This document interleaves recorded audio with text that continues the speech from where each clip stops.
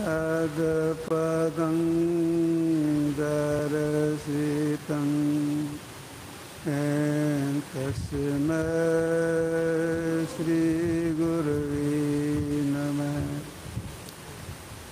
नमो नमो सद्गुरु नमो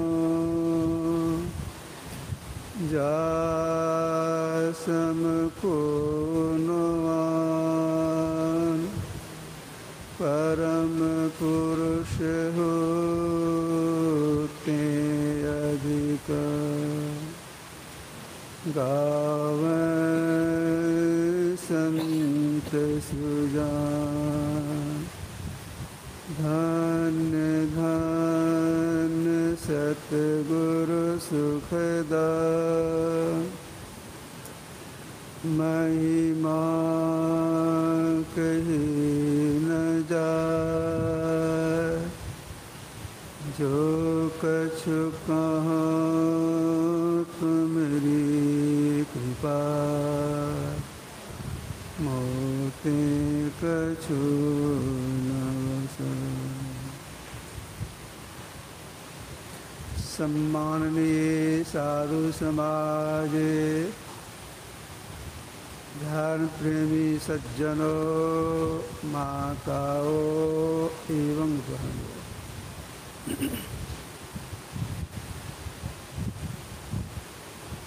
अभी हम लोग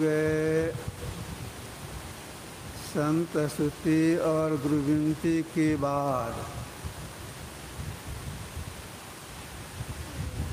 रामचरितमानस के पाठ में जो प्रसंग सुना, उस प्रसंग में स्त्रियों की निंदा भरपूर है, जिसमें गुरु महाराज स्व शरीर थे। संयोग से यही प्रसंग आ गया। मैं पाठ कर रहा था। रामायण पाठ के बाद, रामायण पाठ करने के समय में ही मैंने गुरुदेव से निवेदन किया अपनी मातृभाषा में।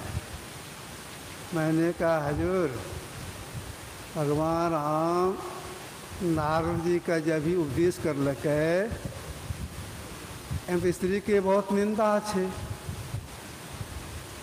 वो ऐसी है, ऐसी है, ऐसी है, उसके सेवन उसके साथ में यह होता है, यह होता है, बहुत निंदा कर लगे।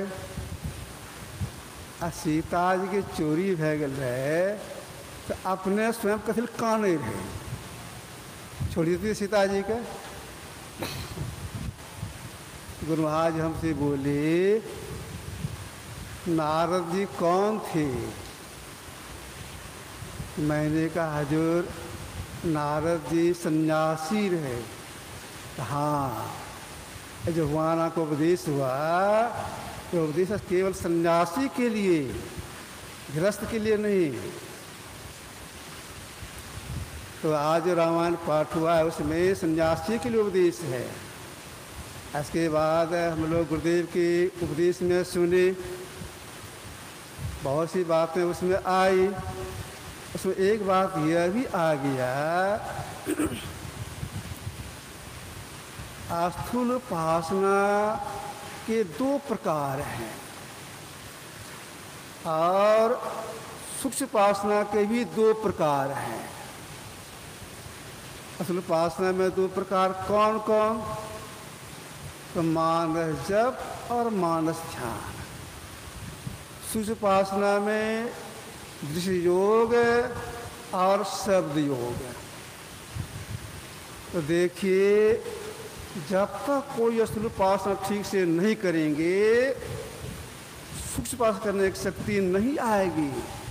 जैसे देखिए, मोटे मोटे अक्षरों को लिखे बिना महीन अक्षर लिखने की शक्ति नहीं आती है।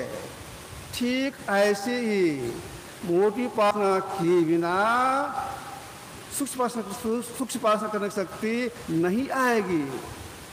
तो हम लोगों को मोटी उपासना में गुरु के बताए हुए मंत्र को जपने के ढंग से जपना चाहिए। इसके बाद गुरु जिनका ध्यान करने के लिए बता दिए हैं, उनके रूप का ध्यान करना चाहिए। ये हो गए अस्थूल उपासना। इसको ठीक से कर लेंगे तब शक्ति आ जाएगी सूक्ष्म उपासना में। जिस योग करने की, जिस योग में क्या करना पड़ता है, जिस योग में अंधकार में एकटक से देखना होता है। क्यों देखना होता है? इसलिए कि हमारी दृष्टि अगर टिक जाएगी तो हमारे अंदर में बिंदु का उदय हो जाएगा। इस बिंदु के लिए महापुरुषों ने कहा है परमात्मा का चरण है।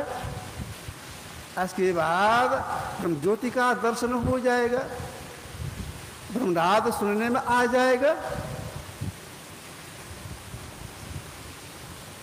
अब विचारना यह है कि दृश्य कैसे किया जाए। से बिंदु का उदय हो जाए, ब्रह्म ज्योति देखने में आ जाए, अब ब्रह्मनाद सुनने में आ जाए। तो देखिए हम लोग गुरुदेव बहुत उदार थे, कोई बात छिपा के नहीं रखी। उन्होंने सोचा होगा मेरे बाद में मेरी वाणी लोग पढ़ करके समझें, उस पर चलें, सिर्फ को अंदर में ब्रह्म प्रकाश की प्राप्ति हो जाएगी, ब्रह्मनाद की प्राप्ति हो जाएगी। इन्होंने कहा है दो नैन नासा मध्य सन्मुख सोई अग्र ले लही तम फटे ज्योति भरे आकाश का तू सैर कर। कितना खुलासा इन्होंने किया है। दो नैन मतलब दो आंख, दो नैन, नासा नाक, मध्य में बीच और ठीक सन्मुख। दो नैन नासा मध्य सन्मुख। एक जो इस तरह से देखते रहेंगे प्रणाम क्या हो जाएगा? तो देखते देखते ये जो धार है अपने आप टकराएगी और एक हो जाएगी, तब बिंदु देखने में आ जाएगा जो परमात्मा का चरण है। तो हम साधक केवल देखने का प्रयास करेंगे और दृष्टि की तरफ अपने आप सटेगी। कितनी दूरी पर? गुरुदेव कोई बात खुलासा, कोई बात छिपा के नहीं रखी। इन्होंने कहा गंग जमुन सरस्वती संगम पर संध्या करुणित भाई दृष्टि जुगल कर अंगुल द्वादश पर 2 और 10 मन 12। हम साधक काम केवल देखना, अंधकार में देखना, सिमटी निगाह से देखना। दृश्य अपने आप 12 उंगली जा करके टकराएगी और एक हो जाएगी। टकराने में चमक देखने में आएगा, एक होने बिंदु देखने में आ जाएगा। जो अपने अंदर बिंदु को देखती हैं तो इसके साथ साथ एक अनुभूति और हो जाती है। पलटू साहब की वाणी में है बिंद में तनाद बोले रंदिव सुहावनम।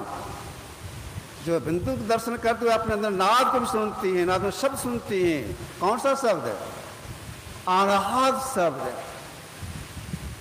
बहुत तरह का शब्द है। उसी अनहद शब्द में एक शब्द है सार शब्द, जिसका केंद्र परमात्मा है। उसकी खोज करने के लिए महापुरुषों ने कहा, खोज करने में अगर सफलता मिल गई तब क्या होगा? कबीर साहब ने कहा शब्द खोज मन बस कर है, मन बस में हो जाएगा एक शब्द की पकड़ में। और परिणाम क्या होगा? उस जीव की आत्मदृष्टि खुल जाएगी, उसी आत्मदृष्टि से अपना पहचान होगा, सृष्टिकर्ता परमात्मा साक्षात्कार हो जाएगा, उसका परम कल्याण हो जाएगा। आत्म आपको आप ही जाने, सुंदर की मानी है। यह जीवात अपने से अपने पहचान करता कब? जब एक नाथ की प्राप्ति होती है तब। क्या वहां कोई दूसरा नहीं है? इस करने की प्रेरणा कहाँ से मिलेगी? इसी सत्संग से। तो हम लोगों को जानकारी प्रेरणा के लिए सत्संग जरूर करते रहना चाहिए। यही आपसे हम थोड़ा सा रखा। ध्यान से कार्य कराया में समय की पाबंदी है, फिर समाज स्वरूप में आपकी सेवा की। बोलिए प्रेम से श्री सद्गुरु महाराज।